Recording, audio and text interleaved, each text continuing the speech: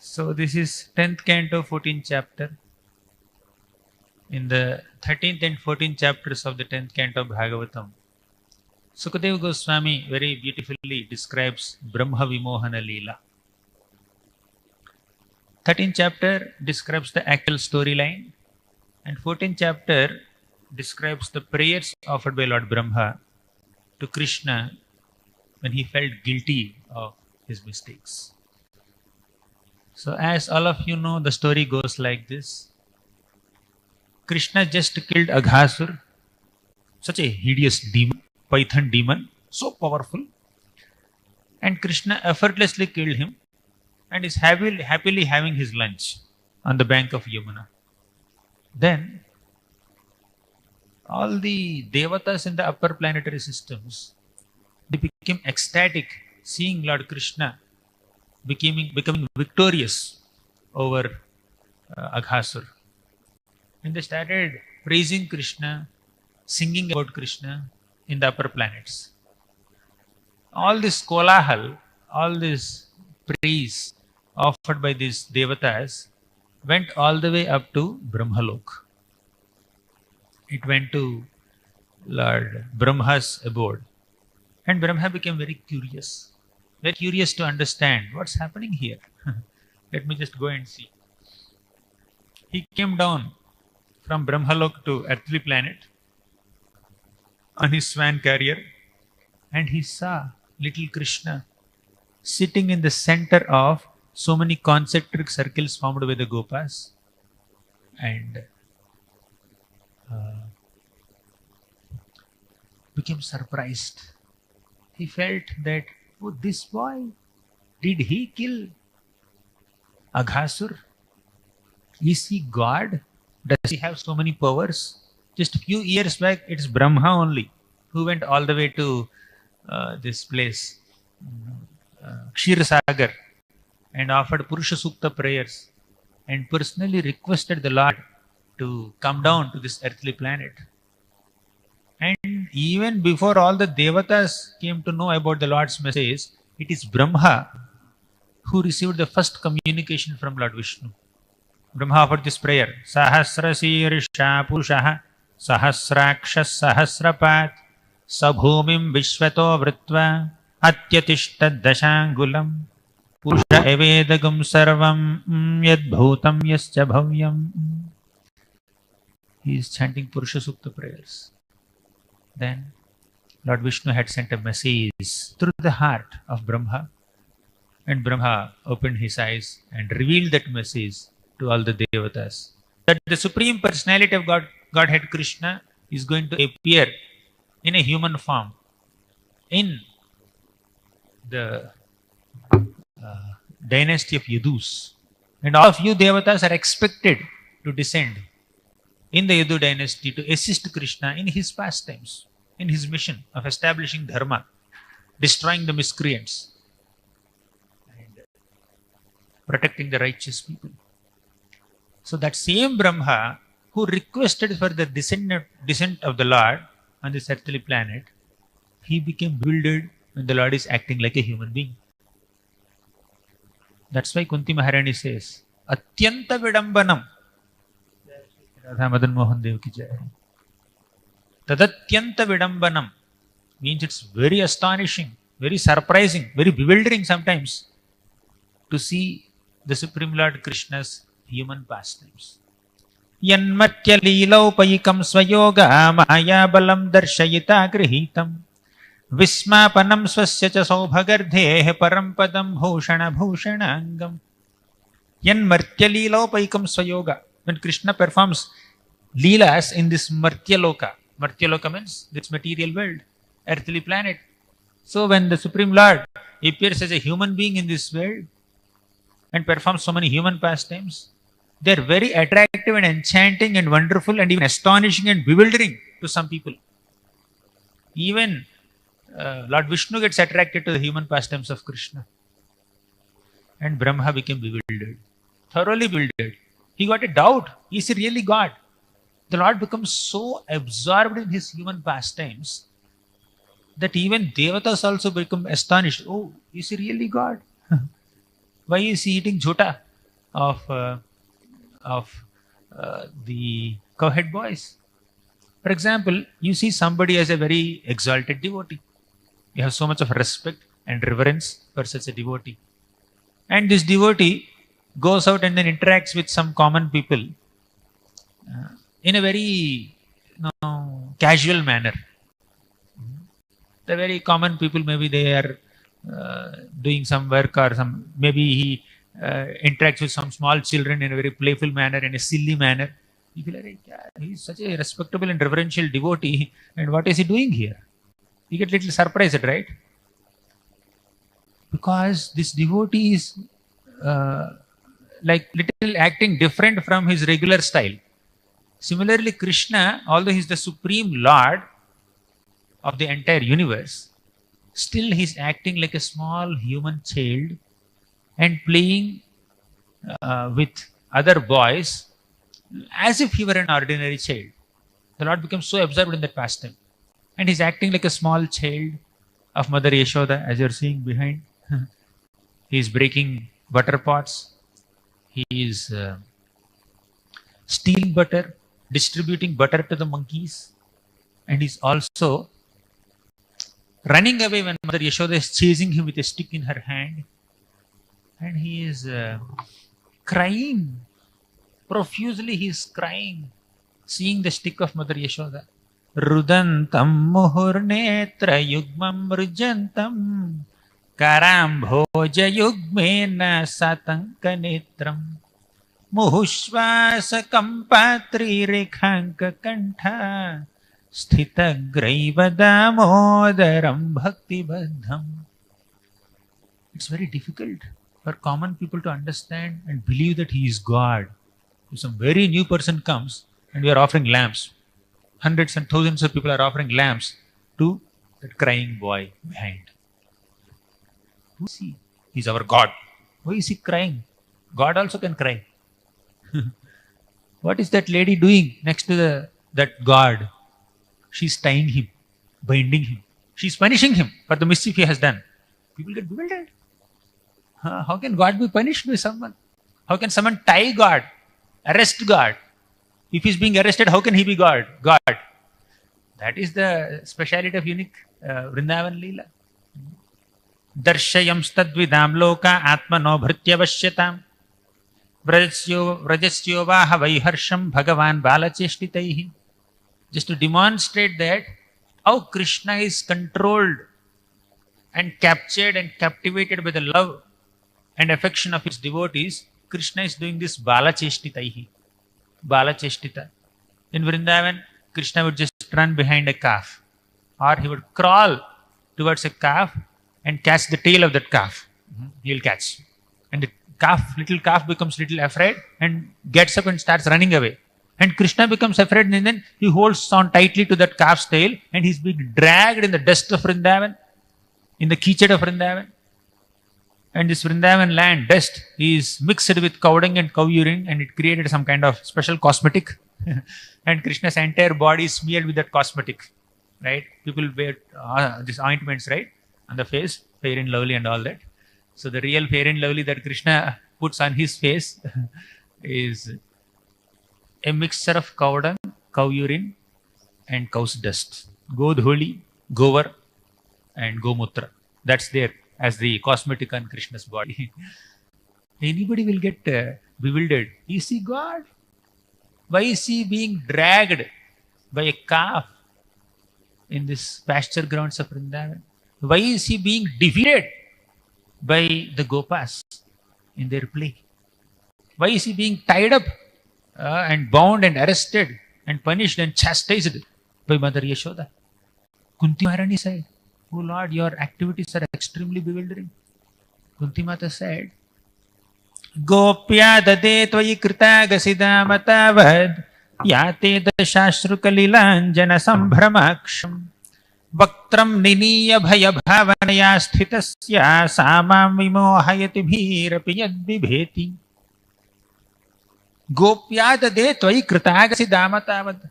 This Gopi, Yashoda Mata, she considered that you have done so many offenses and she wanted to bind you. Dhamatavat. At that time, Yate Dashashru Kalilanjana Sambhramaksham. Sambhramaksham, your eyes are filled with terror. Atanka Netram. You are feeling extremely fearful. Vaktram Niniya. You bend your head low. Bhaya Bhavanaya Stitasya. You are standing there with so much fear in your heart. You are pleading, Mother Yashoda, Yashoda Mata, please throw that stick away. I am very afraid. And Yashoda Mata threatens Krishna even more. If you are so afraid of punishment, why did you steal butter? Why did you break my pot? Why did you run away? Why did you make me run behind you in all the streets of Vrindavan? Why can't you be so sober? You are the son of a king, you are the prince, and you are going to all the citizens' homes and stealing butter from there. You are associating with monkeys. You are behaving like a monkey. Looks like you are coming from a lineage of monkeys. You have become exactly like a monkey. Then Krishna says, you are calling me monkey hundreds of times. I will not stay in your home. I will go to the forest and stay with the monkeys only. Then Yashoda got afraid. She said, oh, he's going to, he wants to go to forest and stay with the monkeys. Let me tie him at home. That's where she decided to bind him at home to wooden grinding mortar. All these leelas, they seem like ordinary, mischievous, naughty pranks done by any other kid in this material world. But they are not. If we think that Krishna is an ordinary child seeing these apparently human activities, we are committing an offense to Krishna. That's why Damodarashtakam begins with this description. Namam Ishwaram Sachidananda Rupam Lasat Kundalam Gokule Bhrajamanam. Namami Ishwaram Sachidananda Rupam. Ishvara. Krishna is Ishvara. Don't underestimate Krishna. Don't minimize his godhood. Don't be confused that Krishna is performing some simple activities, innocent activities. He is Ishvara. Satyavartaman is reminding us that he is God. Because seeing the pastimes of Krishna in Vrindavan, an average personality can take Krishna very cheaply, take him for granted. Brahma took Krishna for granted. Brahma had a doubt, is Krishna really God? If he is really God, why is he eating the remnants of Madhumangal? Why is he drinking the chaff that came out of Madhumangal's mouth? Why is he speaking lies? Why is he being bound by Mother Yashoda? Even Brahma gets bewildered. Indra gets bewildered. So many other devatas get bewildered. What to speak of a struggling sadhaka getting bewildered? So, we have to understand the philosophy nicely. We have to understand the tattva of Krishna nicely before jumping into the intimate, esoteric pastimes of Krishna, especially in Vrindavan Dham. First, equip yourself with an understanding of Krishna's greatness, then you can think of Krishna's sweetness. First, understand Bhagavad Gita, then we can attempt to understand Gopi Gita, or Venu Gita, or Bhramar Gita. So, Brahma became bewildered, looking at Krishna's simple activities in Vrindavan. And he had stolen the cows and cowherd boys of Krishna. To bewilder Brahma even more, Krishna was innocently searching for these calves and boys. Where are my friends? Where are my friends? He's searching everywhere. Brahma saw, see, he's really God. If he's God, why would he search? He should understand that I have stolen. Actually, Krishna understood. Krishna understood already that Brahma has stolen his cows and calves and cowherd boys. But to bewilder Brahma even more, Krishna is searching in front of him till Brahma left to his abode. So in this way, Krishna acts like a small, innocent child in Vrindavan. Then, after Brahma departed, taking away the calves and the boys, Krishna expanded himself into millions of calves and millions of cowherd boys. And he went back home with his own expansions. And he experienced the Vatsalya Prema from all the gopis and cows. Since that day, since that moment, the affection of all the mothers and the fathers and cows in Vrindavan for their children increased hundreds and thousands of times. Because every single living entity loves Krishna more than anyone else or anything else, including themselves. In the purest state of consciousness, we love Krishna more than anybody else, more than anything else. Only when our consciousness is impure, we start loving someone or something other than Krishna. Only when the consciousness is impure. If the consciousness is pure, we love Krishna more than anybody else. And that's the theme here in this couple of shlokas we are reading today. The main theme is that people love their bodies because they are in the bodies. You don't love someone else's body as much as you love your body. Why? Because you are in this body. And because this body is born in a family, you love that family, thinking that is my family. My body, then my family. You love your state because you are born in that state, my state. You love your country because you are born in that country. Your body is born in that country. Mera Bharat Mahan, whatever it may be. So people start loving their bodies or their families or their villages or their states or their countries or whatever it is, all because they love themselves the most. Because there is love for themselves and they found themselves in this body, and the body is connected to so many entities and things in this world. So one's dearness towards one's own self is manifested as dearness towards so many other things in this world. However, why the soul is so attractive to the soul? Why we love ourselves so much? What is there in us so much that it attracts our attention more than anything else? Because we are amshas of Krishna.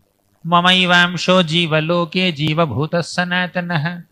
Krishna said in the Bhagavad Gita, 15th chapter. Mama eva amsho jiva loke. All the jivas are my amshas. All the jivas are my amshas, my parts and parcels, because a living entity is a part and parcel of Krishna, a fragmental part of Krishna, amsha of Krishna. The living entity is attracted to himself or herself. Anything that is disconnected from Krishna cannot attract us. And nothing is disconnected from Krishna. And if we are Krishna conscious, we see the connection between everything and everybody with Krishna and start loving them, respecting them, honoring them, and giving them the attention that they deserve. All with Krishna in the center. And all the Vrajavasis love Krishna more than anyone and everybody else. Therefore, in that 1 year where Brahma has hidden the calves and the boys, the love of all the Vrajavasis towards their own children increased so much, increased manifold.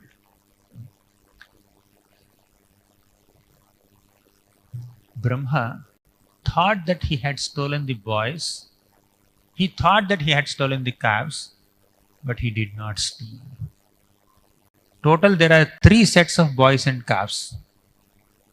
One is the set that is manifested by Krishna's illusory potency. Brahma thought that he had stolen the original boys and calves of Krishna, but Krishna manifested some kind of illusory boys and illusory calves for Brahma to steal.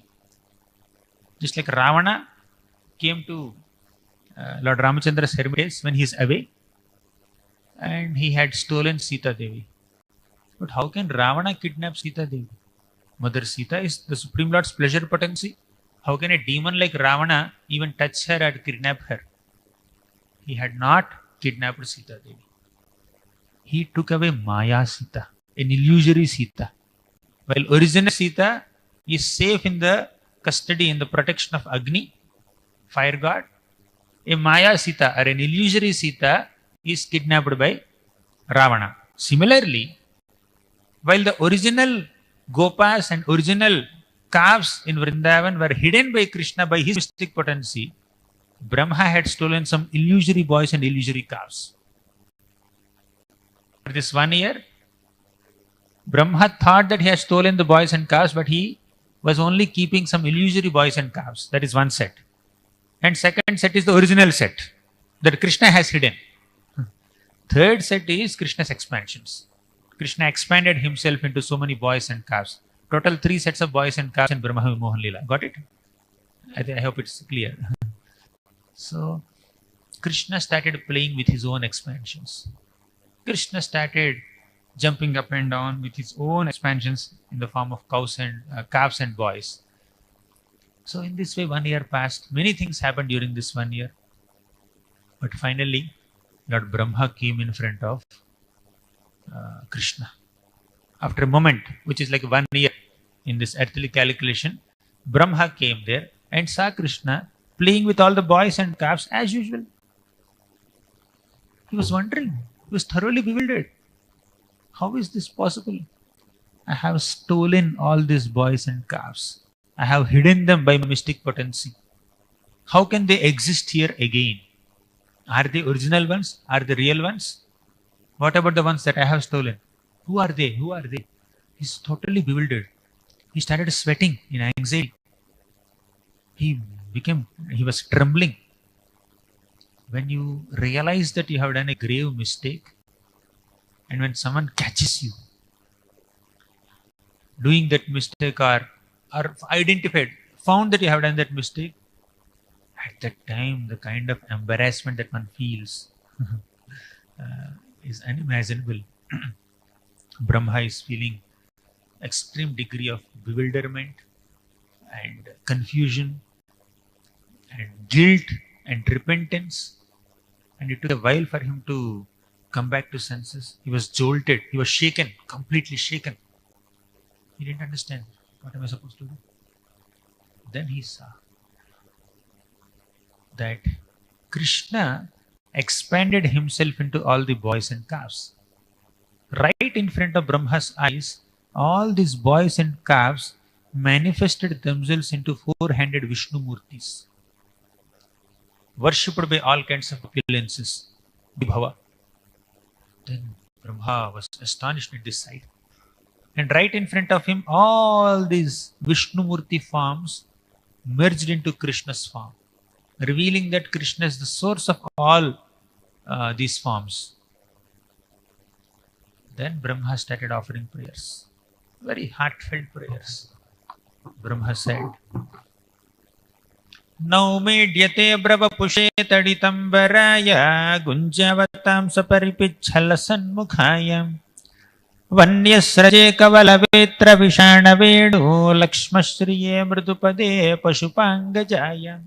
Naumi idyate. Naumi, I offer my obeisances unto you, O Lord. Idyate. Idyate means you are worshipable.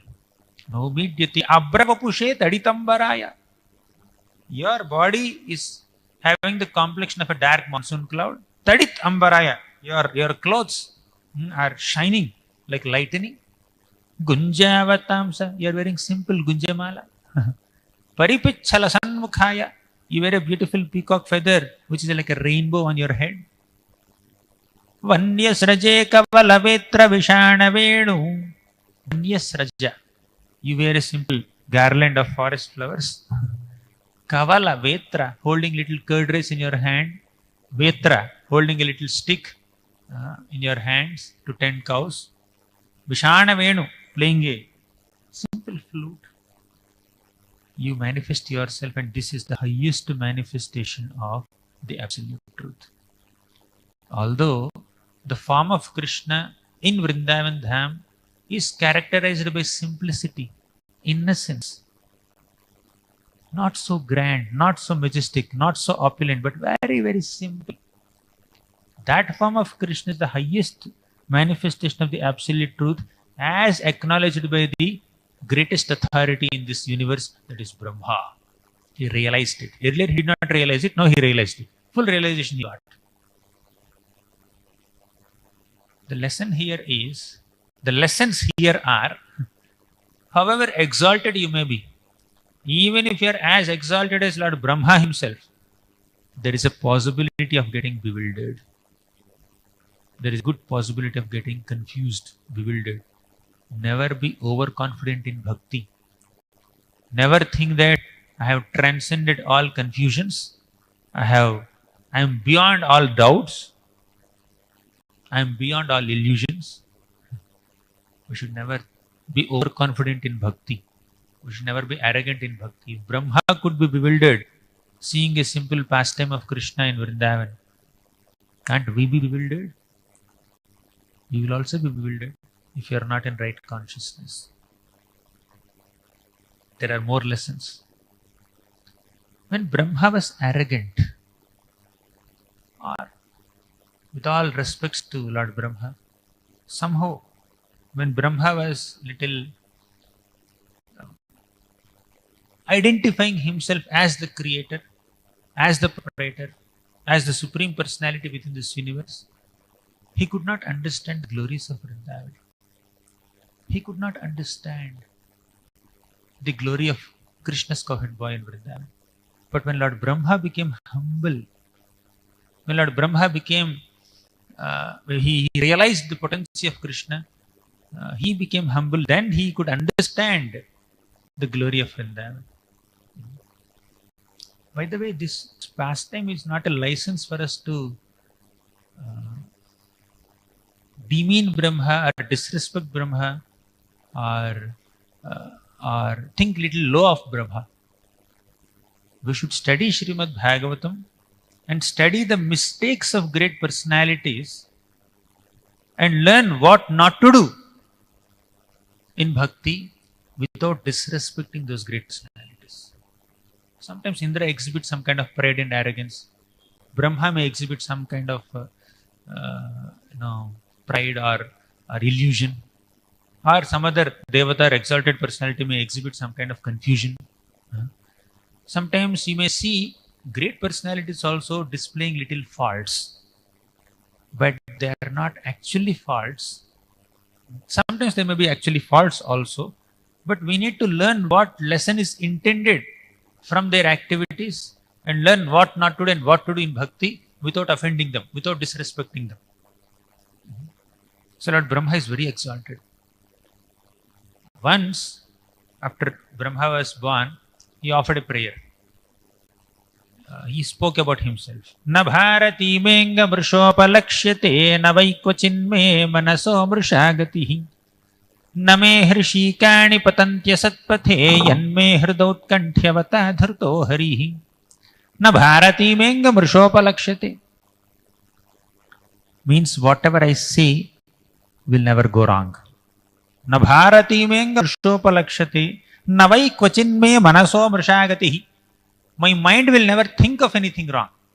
My mouth will not speak of anything wrong. My senses will not act in a wrong way. Whatever I say, whatever I do, whatever I think is correct. Because yanme hridi outkantyavata dhrto harihi. Because I have accepted with great zeal the lotus feet of Krishna in my heart. That was the position of Brahma. Brahma was completely confident of his decisions and his actions and his thoughts, because he is rooted in Krishna consciousness. But when there is a slight deviation in that mentality, in that devotion towards the Lord, Brahma was bewildered. Brahma was confused. So we need to come to the path of bhakti takes a lot of effort. But once you come to the path of bhakti, to remain in the path of bhakti takes even more effort. Right? To come to the path of bhakti is very rare. And to remain on the path of bhakti in proper consciousness is even more rare. Just because we have taken to the path of bhakti, that does not mean we'll eternally be like this only. Maya is very powerful. Maya can distract us at any moment. Maya can elude us at any moment. If Brahma is bewildered, if Indra is bewildered, if many other great personalities are confused sometimes, who are we? Struggling sadhakas. Okay, I'm speaking about myself. Some of you may be very exalted, devotees, all glories. but the main point is, the possibility of getting distracted is there at every moment. Therefore, one should be very cautious in the path of bhakti. Lust, envy, pride, greed. In various ways, Maya can captivate us. Illusion. Kama, Krodha, Lobha, Moha, Mada, Matsarya. What is being exhibited by Brahma here? Moha, illusion. What was exhibited by, who is that? Indra, Mada, intoxication, Aishwarya Mada. And Indra also exhibited the unearth of Kama sometimes. Kama. Krodha, Indra also became angry. Moha, Brahma became illusion. Mada, Mada means intoxication, pride. Nalakavar and Magriva, they were intoxicated. Matsarya, envious. Daksha became extremely envious of Lord Shiva. So all these 6 anarthas can attack us at any time. We get bewildered. Whether it is Kama or Krodha or Moha, we get bewildered. So we need to hold on to the lotus feet of Lord Govinda very tightly. In the Padyavali, it's mentioned, Kashayana bhojanadi niyaman novavane vasato Vyakhyanadatava munivrata chittodbhavakshiyate Kintu sphitakalinda shailatanaya tire cha vikridato Govindasya padaravinda bhajanarambhasya lishadapi. Kashayanna cha bhojanadi niyaman. How to control this lust or any other illusions?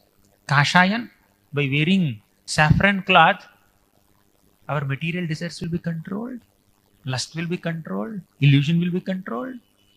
Not necessarily. Just by taking a decision to wear one color cloth in the whole life, that does not mean we'll be saved from lust or illusion or any other such anartha.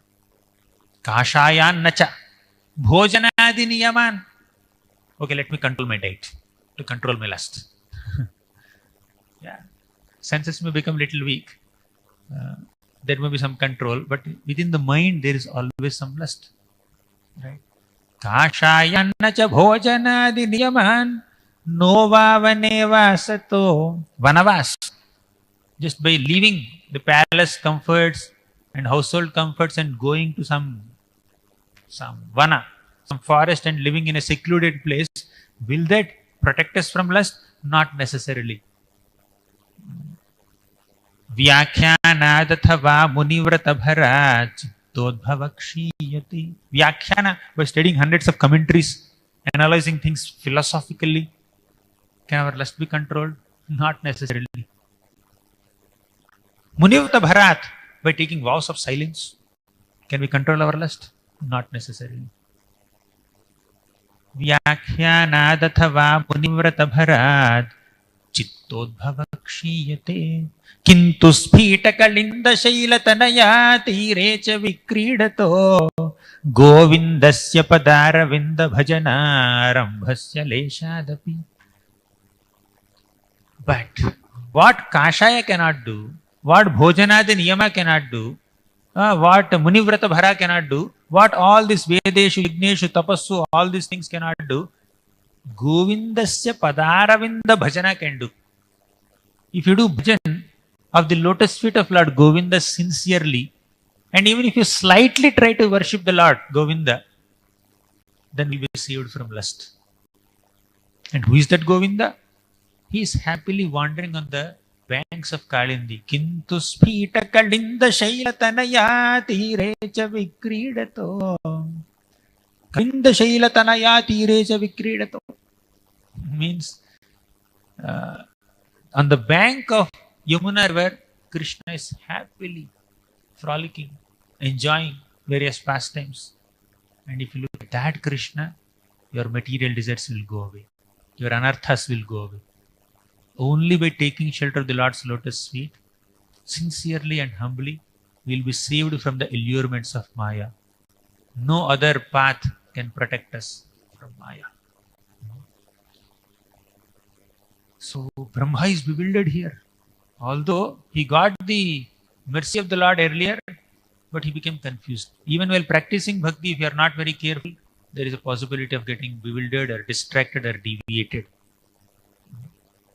Now Brahma started offering so many prayers. And he said, Jananta eva jantu kimba huktya me prabho manaso vapusho vacho vaibhavam tava gocharam.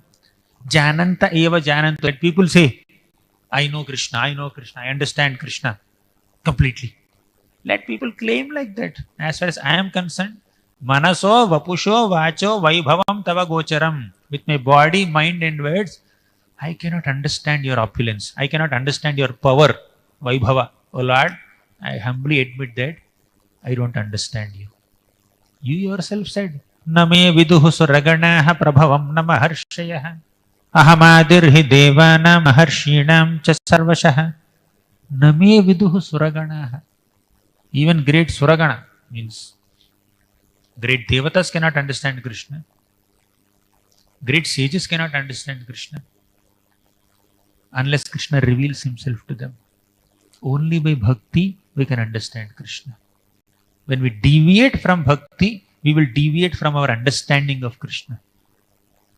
Brahma was a devotee. Undoubtedly he is a devotee.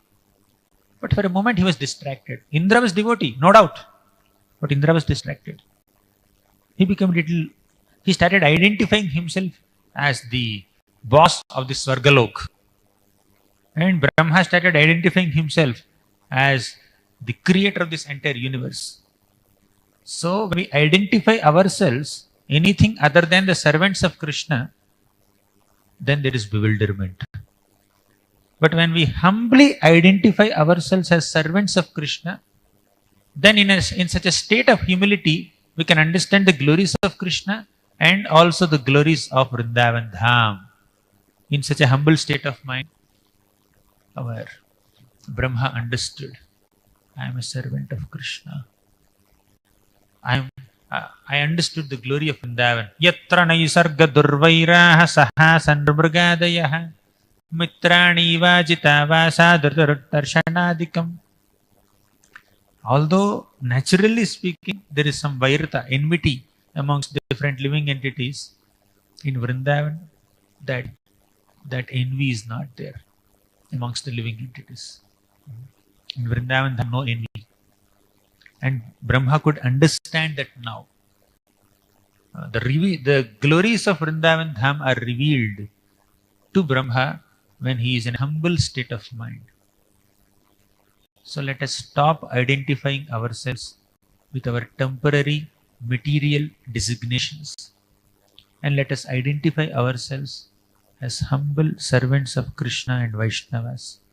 In such a state of mind, we can understand the glories of Krishna to some degree at least, and we can understand the glories of Vrindavan Dham, and we can enter that spirit of Vrindavan, and Vrindavan will be happy to reveal itself to us. Ataha Sri Krishna Namadi na bhaved grahyam indriyaihi sevonmukhehi jihvadau swayameva sphuratyadah. Ataha Sri Krishna Namadi na bhaved grahyam indriyaihi. We cannot understand Krishna's nama, rupa, guna, leela with our jnanendriyas. Jnanendriyas means all these eyes and nose, ears, etc. When the eyes see some objects, you get some jnana, knowledge. When the hands touch something, you will get some knowledge. When the ears hear something, you get some knowledge. Because through these indriyas, through these senses, you are acquiring knowledge. They are called jnanendriyas. But you cannot, however powerful your jnanendriyas may be, you cannot acquire jnana of Krishna through these jnanendriyas. Ataha Sri Krishna Namadi na bhaved grahyam indriyaihi. But if the same indriya senses are engaged in Krishna's service, Krishna himself will reveal himself to you voluntarily. Sevon mukhehi jihvado swayameva spratyada. Swayameva. He himself will reveal himself to you. When we begin to engage in Krishna's service, beginning with this tongue, means chanting the holy names and glorifying Krishna. Now Brahma is the creator of the universe. And when he saw Krishna's simple cowherd boy pastime, he became bewildered and he offered prayers to Lord Krishna. And Krishna was standing like this, grave. Nobody could understand what's there in his mind. He was grave. Then Brahma understood. I think Krishna wants me to clear the place. I'm offering so many prayers to Krishna. He's not responding only. He offered obeisance and he left. But Brahma continued to feel very guilty. Then Brahma went to a place called Antardvipa. In Antardvip, he offered prayers, heartfelt prayers to Krishna. He did tapasya. Then, after a long time, Krishna appeared in front of Brahma in the form of golden Gauranga and told him, "My dear Brahma, now that you have identified yourself as the creator of the universe, you have very high social status. In such a state of mind, you could not understand my glories. You could not devote yourself to you. You even tried to test me. You tried to separate me from my eternal associates. All this is because you identified yourself as the creator, your position, your designation. Now, in my next incarnation as Sri Chaitanya Mahaprabhu, I request you to manifest yourself as Haridas Thakur,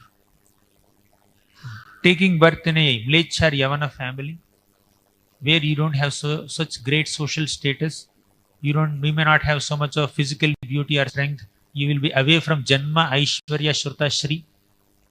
Having Janma, Aishwarya, Shruta, Shri is not a problem. But Janma, Aishwarya, Shruta, Shri bhir yedamana madah puman naivar hatya bhidhatam vai tvama kinchan gocharam.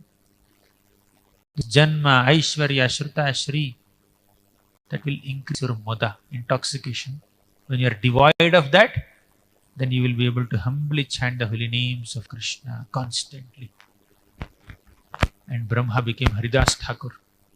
In such a humble state of mind, Haridas Thakur received so many blessings from the Supreme Lord, and he constantly chanted the holy names and he became Namacharya. That is the glory of maintaining a humble state of existence. When we overly identify ourselves with our material qualifications or designations, we will be deprived of Krishna Prema. But when we humbly identify ourselves as servants of Krishna, then we can understand the glories of Krishna, we can receive the blessings of Krishna. That's what we can learn from Brahma's episode. That Brahma was bewildered. That's not a reason for us to disrespect Brahma. He's honorable. However, we need to learn what not to do. What kind of mentalities are unfavorable for bhakti. When Brahma humbled himself, he could understand the glories of Krishna and glories of Vrindavan. And later when Brahma gave up that social position apparently and took the position of Haridas Thakur, he constantly chanted the holy names of Krishna. Hare Krishna, Krishna Krishna, Hare Hare, Hare Rama, Rama Rama, Hare Hare. In such a humble state of mind, we will be able to chant the holy names of the Lord. Tranadapi sunichena tarorapi sahishnuna amanina manadena kirtaniya sadaharihi. To be able to constantly chant the holy names of Krishna, we should maintain that mood of humility. Granthara Srimad Bhagavatam ki jai, Srila Prabhupada ki jai.